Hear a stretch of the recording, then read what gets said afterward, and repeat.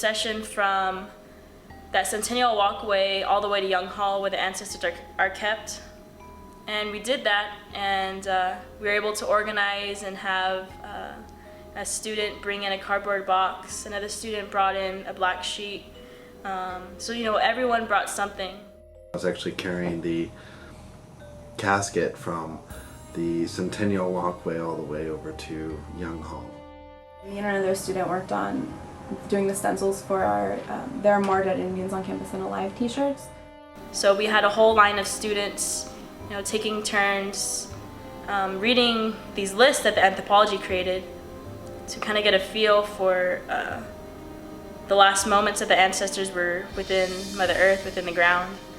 The individual was discovered tightly flexed on his left side and oriented northwest with his head on its left side and oriented north.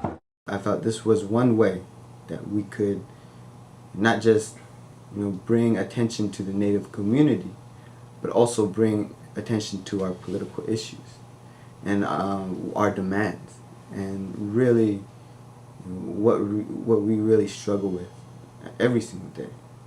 Just being Native American, just being indigenous in the 21st century.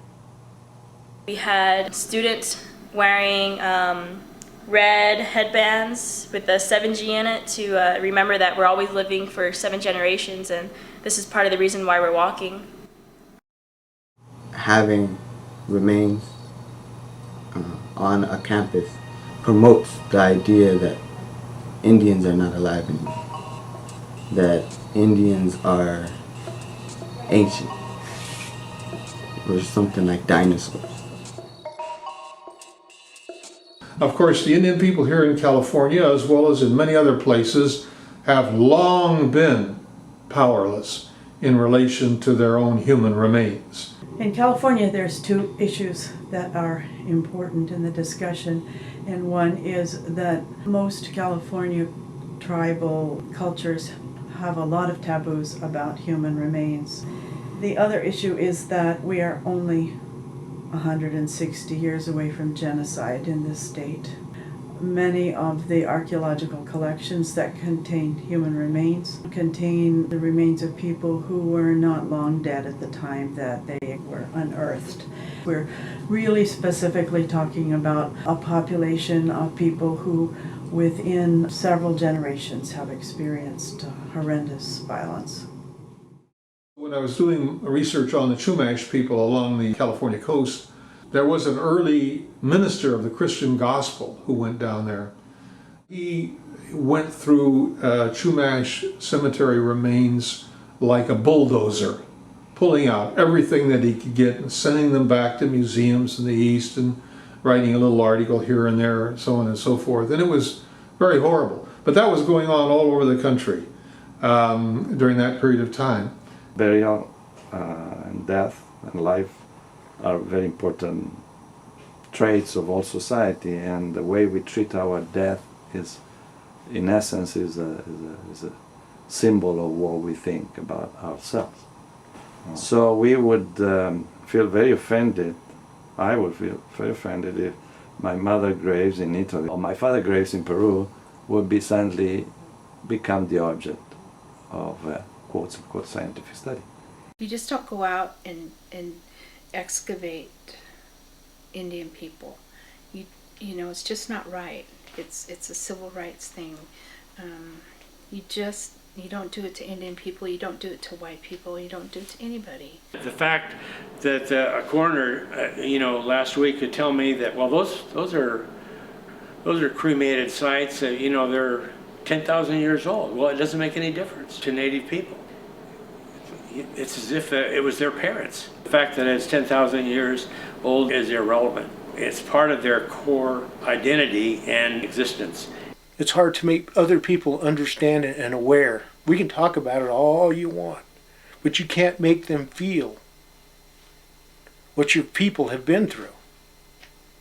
Owning bones is something that the universities and the scientists and archaeologists, they look at them as their possessions, that they own these things. And it's almost like if you own somebody's bones, it's almost to the point of slavery. I think that in some ways Native American people have really been hurt by this process of collecting of human remains. So I think for a lot of tribes they can relate to some specific experience that that they encountered living within U.S. history.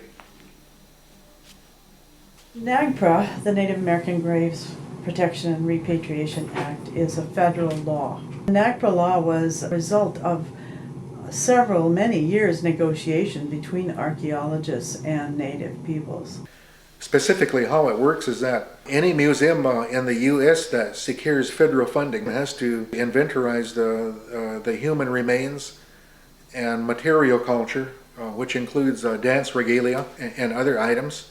These museums were to have been given 5 years to produce lists. Once they have lists, they have to show these lists to tribal groups, and the tribal groups can request for the return of remains and cultural items. That's how the law was supposed to work. Is a tremendous wound has been inflicted upon the California people.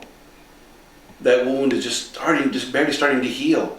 And with the passing of NAGPRA, it's starting to heal a little bit better. More every once in a while, we come across a situation where the wound gets a little bit opened, but for the better part, we're seeing progress. But it was because of the tremendous wound, and that we feel that NAGPRA is here. We're working with it. It's not a perfect law, but working through this law to try to bring back a balance in our communities and restore some kind of order back to our communities.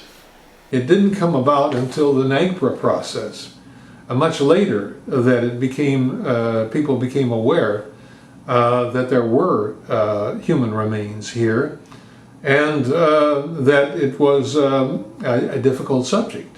So a lot of the archaeology that was done by faculty in this department was done on Native American sites. So that's why there are primarily Native Americans in the collection here. I think when you tell a lot of people that there's Native remains on campus or there's bodies on campus, they go, oh my God, and, oh well, it's for research.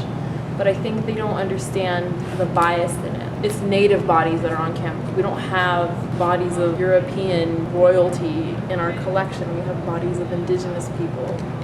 When I got here, the first thing I did was ask about the human remains. I was actually very shocked and pleased. Shocked in the sense of, wow, all of their material was completely inventoried, everything was put on the National Register, and so everything was up to compliance.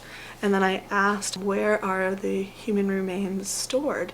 When I went, it was the first museum I've ever been to that has a separate room that is, no one is allowed in the room. The remains are all, they're on shelves, they're in museum boxes, but there are black curtains lining them. The light is very low, and you go in there and it feels immediately like this is a sacred place. Yeah, there's a diversity of opinions about what should who owns these collections and what should happen to them and who gets to speak on whose behalf.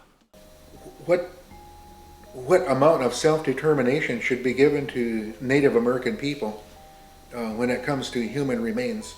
I mean, what voice do we have, and what political power can we exert over museums and universities that possess human remains? Most often it's Native people and their skeletons that have to deal with this type of violation of human rights.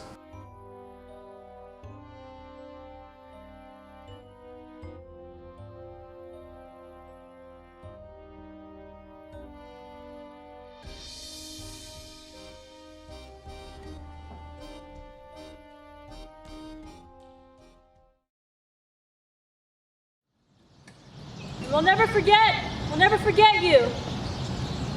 We'll always be remembering you, always fighting for you.